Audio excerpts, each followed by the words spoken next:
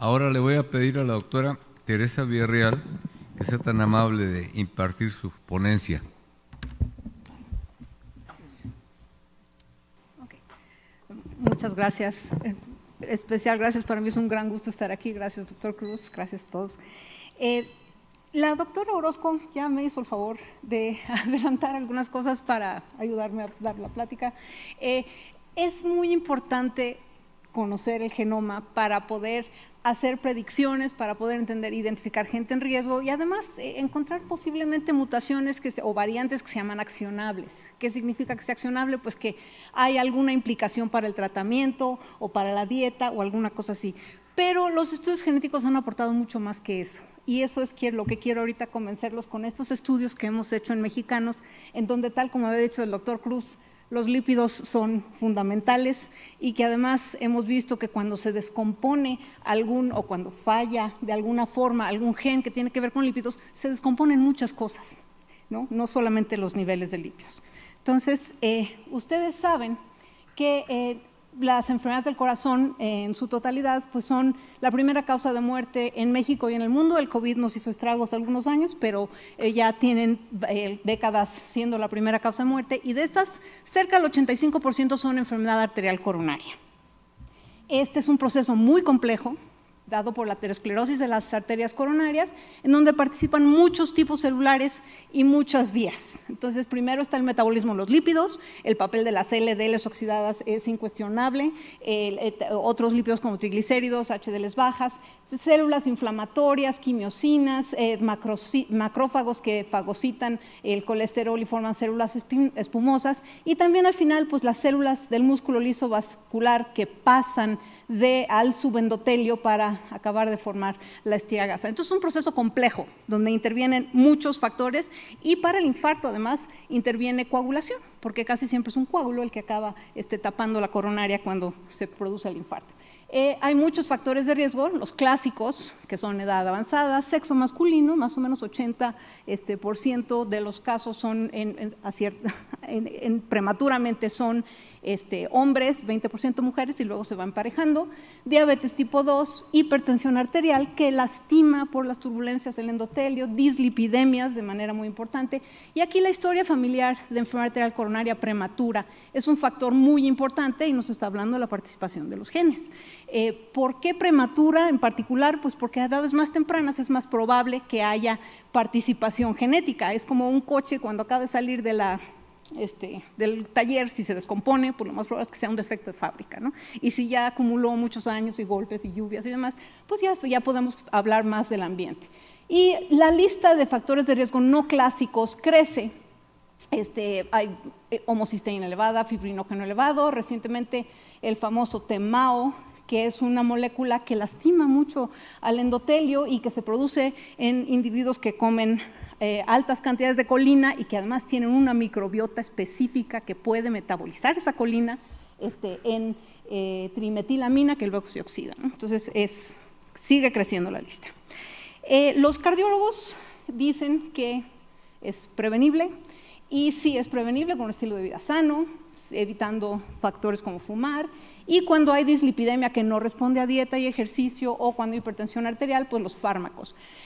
A pesar de todos los avances y de que entendemos muchísimo más de la enfermedad arterial coronaria, sigue siendo la primera causa de muerte en México y en muchos países del mundo. Entonces, la genética nos ha enseñado muchas cosas. Los estudios genéticos en la enfermedad arterial coronaria, ha habido varias estrategias. Este es el primero que salió, estudio de asociación de genoma completo, por ahí del 2007, en una corte del Wellcome Trust y una corte de Alemania, en donde encontraron, buscando un escaneo del genoma completo de variantes relativamente comunes, aquí encontraron una señal muy fuerte que ha replicado en todas las poblaciones, incluyendo México. Esta estaba, en ese momento pensaban que estaba en una zona intergénica, no sabían que había, ¿no?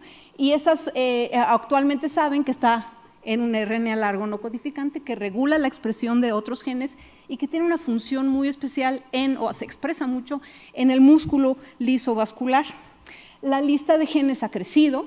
Aquí está, esta es una revisión del 2019, miren, aquí hay 161, ya son un poquito más, pero la principal lección de los estudios genéticos para la enfermedad arterial coronaria es que 70% de los genes participan en vías independientes de los factores de riesgo conocidos.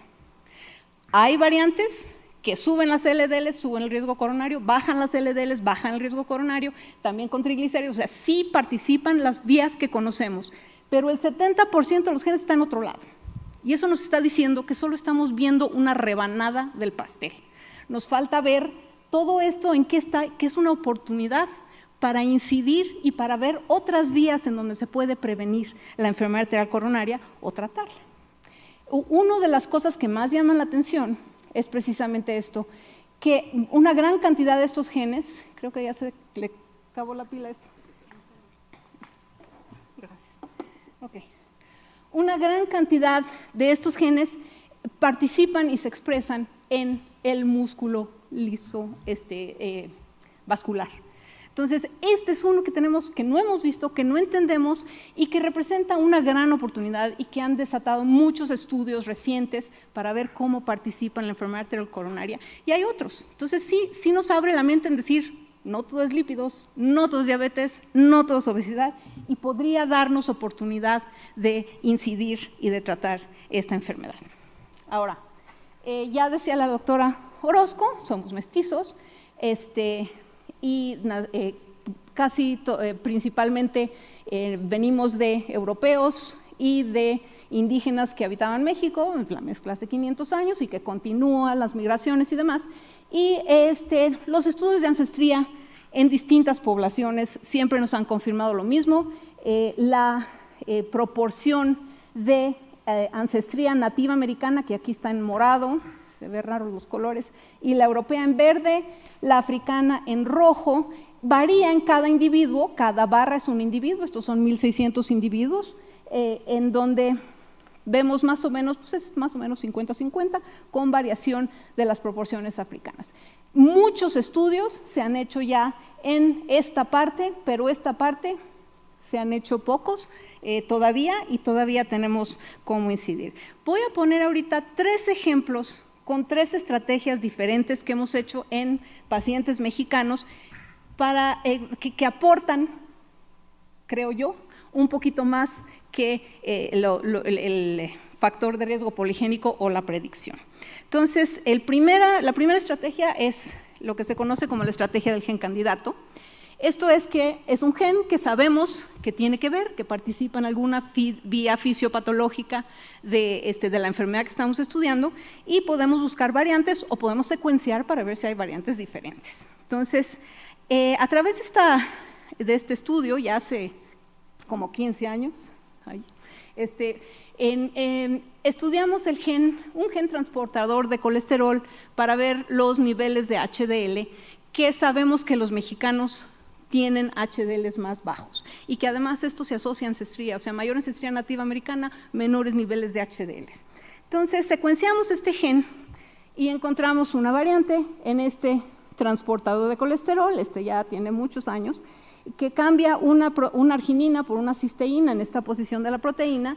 Esta proteína, que hace es un transportador de colesterol de membrana, saca el colesterol de las células y se unen a ApoA1, y es el primer paso en la formación de las HDLs. Esto explica por qué las personas que tienen esta variante tienden a tener las HDLs más bajas. Sin embargo, se expresa en muchos tipos celulares, incluyendo células pancreáticas. ¿Y qué pasa? Que cuando el colesterol se acumula en la célula a grados extremos, el colesterol cristaliza, es tóxico para la célula, entonces las células empiezan a disfuncionar. Entonces, puede descomponer muchas otras cosas dependiendo de los niveles de lípidos del individuo. Estudiamos esta variante que nadie había encontrado en Europa, ni en ninguna parte de Asia, ni en los esquimales, ni en Siberia, y miren cómo aquí está todo esto. Tiene una frecuencia relativamente alta, esto es frecuencia alélica, todos tenemos 2 alelos, entonces si la frecuencia del alelo es del 10%, eso significa que más o menos 1 de cada 5 personas tiene la variante, en forma heterocigota u homocigota.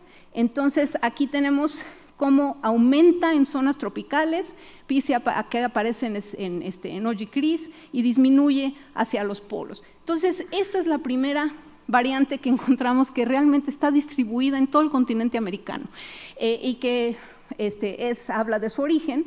Se ha encontrado también en momias, en una momia de Perú que se secuenció, se encontraron que tenía esta variante. Entonces, lo más probable es que haya venido aquí por el estrecho de Bering, se distribuyó por alguna razón, se hizo más popular.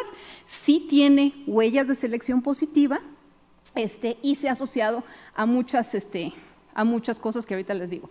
Y aquí vemos, estos son células G, en donde se está midiendo precisamente el flujo de colesterol, la salida de colesterol de la variante silvestre, de nuestra variante R230C y de una variante que causa una enfermedad mendeliana que se llama enfermedad de Tangier. Entonces disminuye alrededor del 30%, es funcional. Tiene menos capacidad de sacar colesterol de la célula, es una ahorradora de colesterol. Entonces, muchos grupos han encontrado que consistentemente se asocia a menores niveles de HDL, a síndrome metabólico y de forma inconsistente, porque depende de otros factores ambientales, probablemente mucho tiene que ver con dieta, niveles de triglicéridos, índice de masa corporal, diabetes, en donde participaron varios grupos, incluyendo el doctor Miguel Cruz, y a pesar de que tiene todo este riesgo metabólico, se asoció a menor riesgo coronario, que es una paradoja, pero que sospechamos que tiene que ver con su papel en plaquetas. Entonces, esto se vio en este estudio, que es el estudio GEA. Quiero mencionar nada más un poquito el estudio GEA, porque es un estudio que destaca por varias cosas. No son muchos pacientes, son 1.600 controles y 1.200 casos de enfermedad arterial coronaria prematura, pero destaca por la fina caracterización fenotípica de sus pacientes. Y tiene muchos datos de muy alta calidad, porque los de cardiología han hecho un trabajo maravilloso caracterizando y siguiendo a estos pacientes ya por varios años. Entonces, aquí vimos que se asoció a esto, que es típico también a veces que sucede con las HDLs, y que interacciona con dieta, particularmente en mujeres en edad reproductiva, dando un perfil metabólico más negativo cuando aumentan la proporción de carbohidratos de la dieta. Entonces, ¿qué contribuyó? Contribuyó a muchas cosas, pero una de las cosas más importantes es que esta variante llamó la atención de genomistas de poblaciones internacionales. Entonces, se menciona aquí, en donde dicen la importancia, es la primera variante que encuentran que es propia de una población y que tiene efectos en la salud. Entonces, ya se sospechaba, pero esta es la primera que confirma, sí, efectivamente, las diferentes poblaciones podemos encontrar diferentes variantes genéticas que tienen implicaciones en salud y posiblemente en el tratamiento de estas cosas. Este es un estudio, bueno, esto es un comentario más reciente que salió en Nature Genetics Review, donde la doctora Ávila, no se ve por aquí, dice que esta variante ayudó a poner a los latinos en el proyecto. Yo no creo que exactamente haya sido así, pero sí confirmó estas sospechas que tenían varias personas y promocionó pues que se incluyeran otras variantes. Hablando de otra cosa, estrategia número 2, que es estudio de asociación de genoma completo. Hicimos un estudio con juntamos varios pacientes, algunos de la cohorte GEA, otros de una cohorte del doctor Samuel Canizales, en donde incluimos normopeso y obesidad, niños y adultos, e hicimos este estudio de asociación genoma completo para lípidos. Aquí estamos viendo que se asocia a niveles de HDL. Estamos viendo aquí una marca muy evidente en CETP, que ya estaba descrita en europeos, conocida en europeos, en la lipasa hepática también. Aquí está BCA1 que salió, que ya la habíamos encontrado por otro camino, y aquí salió esta. Este gen nunca había salido, CYT2. Entonces, vimos cómo estaba distribuido en el mundo. Miren, aquí está BCA1, no hay en europeos, no hay en africanos, hay en indígenas varía su frecuencia hasta 21%. CYT2 tiene una frecuencia similar en los mestizos, 15% en los indígenas y 1% en europeos. Por eso no salió, porque tiene muy poquita. Y además es un criterio de control de calidad, sobre todo al principio, quitaban las variantes con una frecuencia menor del 5% porque no les iba a dar el poder estadístico. Entonces, ahí está por qué no salió. Ahora, aquí vimos, por ancestría local, de qué origen el pedacito de cromosoma donde está esa variante, qué origen tenía. Esta es la variante silvestre, y si se fijan, aquí está en amarillo nativo americano, en azul europeo y rojo africano. Esta variante pues, refleja más o menos la composición étnica de la población mexicana, más o menos 50-50 y un poquito de africano. Pero el alelo derivado, efectivamente, miren, nos viene de nuestro componente indígena, ¿no? Entonces, nos dimos a la tarea de, aprovechando la cohorte GEA, buscar asociaciones con otros lípidos. Entonces, no se asocia con colesterol total, pero sí se asocia a menores niveles de LDL, no se asocia a triglicéridos, mayores niveles de ApoA1, menores niveles de ApoA-B, que es muy importante indicador, porque se está indicando también, bueno, es probablemente el marcador lipídico que más se asocia a riesgo coronario, y aquí está el índice ApoB, ApoA1, y esto replicó, los APOs no, porque nada más están en la cohorte GEA, pero estos datos replicaron en indígenas y en una cohorte de obesidad que está a cargo del doctor Samuel Canizales. Vimos después si estas variantes que habíamos encontrado se asociaban a riesgo coronario, y fíjense como ABCA1, aquí esto ya lo sabíamos también, y la mayoría de los pacientes eran los mismos, se asoció, es menos frecuencia en los casos de enfermedad arterial coronaria y un menor riesgo, de una manera significativa, de enfermedad arterial coronaria, a pesar de que baja las HDLs. Y CIT2, también menor frecuencia, menor riesgo, significativo, un poco marginal, y necesitamos encontrar otras cohortes que podamos replicar, y no hay ninguna cohorte, no sé, como GEA, y sería bueno que hiciéramos otras cohortes. Ahora, ¿qué se sabe de este gen? ¿Qué hace esta proteína CIT2? Nadie sabía. Cuando encontramos esto, se sabía que era una proteína de membrana en el lisosoma. Y en Canaerobius elegans habían visto que transportaba RNA de doble cadena, tenía que ver con autofagia, con respuesta inmune innata. Esta es más o menos su estructura. Y luego salió nada metabólico, nada colesterol que pudiéramos correlacionar. Luego salió el ratón knockout, en donde vieron que tenía trastornos de glucosa, el nivel elevados de glucosa, insulina, niveles elevados de ácidos grasos libres, esto lo checamos en GEA y no se asoció a ácidos grasos libres, triglicéridos que tampoco, e hígado graso que tampoco se asoció, ni en la cohorte GEA ni en la cohorte MOVES. Entonces, ratones son diferentes. ¿Qué tiene? Entonces, estamos viendo evidencia de que sí tiene que ver con algo metabólico. El primer investigador en el mundo que asoció un gen de esta familia con colesterol fue el doctor Luis Baca de la UNAM. Él hizo unos experimentos con CIT1 y pensó o propuso que sus hallazgos eran compatibles con transporte intracelular del colesterol. Esta es la estructura, estos son segmentos transmembranales y además identificó un dominio crack. Este dominio crack azul es un dominio propio de células que interactúan con el colesterol. Y este dominio crack está aquí y nuestra variante que cambia un aminoácido está aquí, no está en el dominio crack, pero está cerquita. Entonces, el doctor Baca hizo este experimento. Entonces, aquí tomó células HEC, las transfectó con un vector vacío aquí, con la variante wild type o la variante silvestre de CIT2 y con la variante isoleucina 636, que es la que está asociada a mayores niveles de HDL. Entonces, ¿qué hizo? Primero, depletó con metil beta ciclodextrina el colesterol de la membrana plasmática y marcó, o sea, colesterol de hidroergocolesterol que se marca con azul y dejó pasar el tiempo. Entonces, fíjense cómo aquí, en el vector donde no hay nada, pues ahí se ve nada.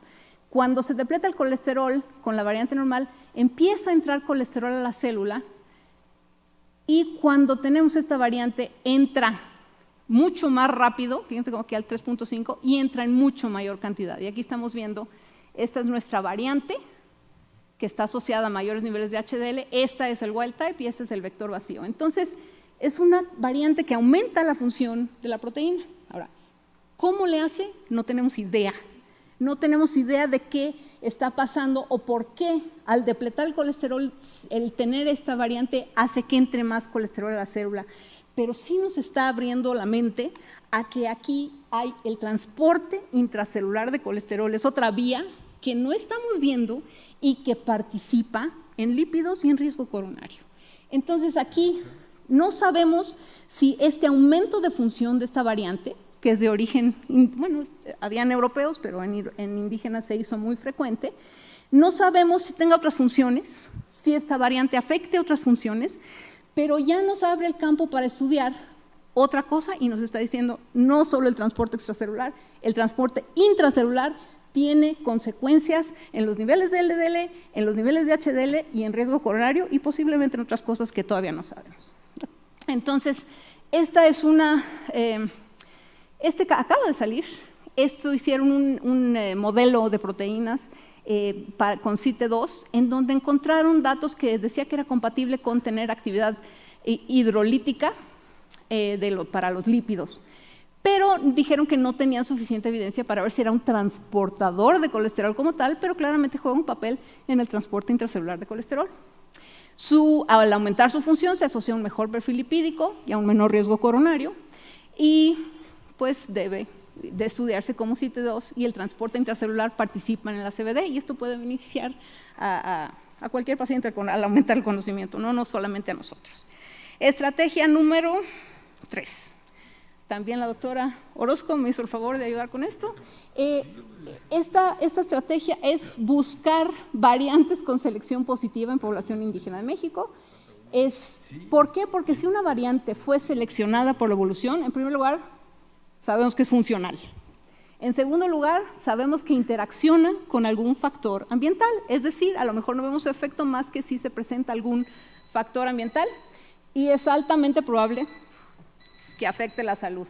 Entonces, este es trabajo de la doctora Romero, me voy un poco rápido, y encontró 113 variantes por una técnica que se llama índice de fijación, que sugieren que estas variantes estuvieron sometidas a selección positiva. Esta técnica se basa en diferencia en frecuencias alélicas de los SNPs en las distintas poblaciones. Después ella, en esos indígenas que ella estudió, buscó asociaciones, esto es un metaanálisis, asociaciones con triglicéridos, HDL, índice de masa corporal, y la asociación más significativa fue esta. Este gen FATS2, esta variante, con mayor índice de masa corporal, es la que se selecciona. Ahora, la selección en estos genes no es rara, ha habido en distintos países, en muchos países, incluyendo Europa, y las variantes que se seleccionaron en Europa, que reportan seleccionadas, son distintas a las que están acá y a las que están en otras poblaciones. Este es un estudio que se hizo en los inuits de Groenlandia, en donde encontraron esta variante, unas variantes con selección positiva, y ellos sugirieron que era por adaptación a la dieta de pescado, y por adaptación al clima. Y aquí, este grupo que es de Brasil, de Genómica de Poblaciones, de la doctora Tabitha Hunmayer, dijeron que estas variantes que se seleccionaron se distribuyeron por toda América y son las que nos están ahorita causando variaciones en el genotipo. Entonces, nosotros buscamos la variante que nosotros encontramos y las variantes que ella selecciona, pues a ver si esto era real y nuestra variante era diferente. Entonces, nosotros encontramos otros datos. Aquí estamos viendo muchas variantes de FATS. Este es FATS1, este es FATS2, este es FATS3, y aquí cada barra es un alelo diferente, ¿no? Y aquí están las frecuencias alélicas. Estos son, ahí no alcanzo a ver, creo que son africanos, acá están europeos, están así como en Out of Africa, la secuencia, y aquí están los indígenas. Y fíjense cómo la frecuencia de los alelos realmente cambia aquí en indígenas. Estos casi se pierde el amarillo, este alelo. Eso es FATS1. FATS2 también tenemos algunos que aumentan significativamente su frecuencia, otros que no cambian. Y aquí en FATS3, miren cómo este patrón que tienen en África va cambiando y aquí regresó en los indígenas de América. Entonces, esto habla de una evolución muy rápida y no sabemos, no es compatible con una selección así. Es algo que está ocurriendo y que es rápido. No sabemos cuál sea el mecanismo, pero este gen pues tiene que ver con muchas cosas. ¿Qué hace este gen? Esta es una desaturasa que participa en el metabolismo de los ácidos omega 3 y omega 6. y estas variantes casi siempre aumentan la expresión de una y disminuyen la expresión de otra de tal forma que pueden alterar esta secuencia o alterar los niveles de estos ácidos grasos. Entonces, ¿a qué se ha asociado? Pues a muchísimas cosas. De manera inconsistente siempre, lo cual nos habla de interacciones gen-ambiente. Niveles de lípidos, aterosclerosis, ácidos grasos en la leche materna, coeficiente intelectual, biometría hemática, en cuenta de eosinóferos, asma, trastorno bipolar, y de manera sí muy consistente es niveles de ácido di-homo-gamma-linolénico. Buscamos en GEA y vimos varios parámetros, y solamente aquí, esto es en todos los controles, a menores niveles de LDL. Esto no es nada nuevo, esto ya se había encontrado en un GWAS europeo. Y separando por sexo, LDLs, menores LDLs en mujeres y mayor ALT y mayor índice de masa corporal, ya no lo veo por acá, aquí está, mayor índice de masa corporal. En los hombres, nada que alcanzara significancia. Entonces nos dimos a la tarea rápidamente de ver si interactuaba con la dieta. Aquí el punto interesante, aquí estamos viendo los 3 genotipos. Este CC es el que casi se pierde en los indígenas. Este es el que subió su frecuencia a 96% en indígenas. Y aquí estamos viendo correlaciones de las diferentes proporciones de la dieta, esto es en estudio GEA, con distintos parámetros. Y fíjense cómo el CC casi siempre es el que tiene más respuesta, es el más sensible a la dieta. ¿Qué significa esto, por ejemplo, acá? Estos son carbohidratos compuestos. En el genotipo CC, a mayor carbohidrato compuesto, menor ApoA, mayor ApoB, mayor índice ApoB, ApoA, así. Entonces, la CC, el genotipo que se perdió en indígenas, es el más sensible a la dieta. Nos altera los parámetros metabólicos de acuerdo a la dieta, y algunas de estas interacciones son significativas, particularmente aquí con APO, esto es en mujeres, con ApoA, ApoB y con niveles de adiponectina. Cómo la dieta puede, los componentes de la dieta pueden variar de acuerdo a estos componentes. Otra cosa interesante es que siempre se hablaba de la interacción con ácidos grasos monoinsaturados y poliinsaturados. Y aquí vimos que es importante también carbohidratos. Entonces, de distintos tipos. Estas en los hombres no voy a tener, pero vemos el mismo patrón. El genotipo CC es más sensible, los parámetros metabólicos cambian más con la dieta en el genotipo CC, que es el que se perdió en los indígenas, ¿no? Entonces, para terminar muy brevemente, se asoció esta variante de manera consistente con niveles de ácido di-homo-gamma-linolénico o DGLA. El DGLA empieza a ser una molécula o un ácido graso que es importante porque se ve que está asociado a diferentes enfermedades como la obesidad, a la diabetes, a enfermedades cardiovasculares, etcétera, pero es inconsistente. Y el siguiente paso es buscar si el genotipo afecta de manera diferencial estas correlaciones o cómo el ácido, el DGLA, afecta o está correlacionado con estos parámetros, y tenemos algunas noticias interesantes que ahorita no les voy a decir. Y pues aquí estamos. Aquí estamos apenitas, ¿no?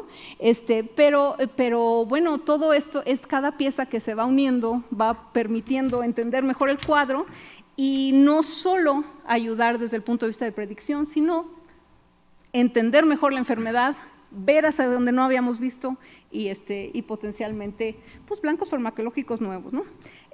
Aquí están todos los grupos, que este es mi grupo, la doctora Romero Hidalgo, el laboratorio de Mendelianas, el laboratorio de Nutrigenómica con la doctora Elizabeth Tejero. Este es una unidad de la Facultad de Química y el INMEGEN, liderada por el doctor Canizales. El grupo GEA, que es fundamental y que de verdad tiene una calidad de datos impresionante, y el doctor Luis Vaca y el doctor Víctor Acuña Alonso, y por su atención, muchas gracias. Doctora Villarreal, muchísimas gracias.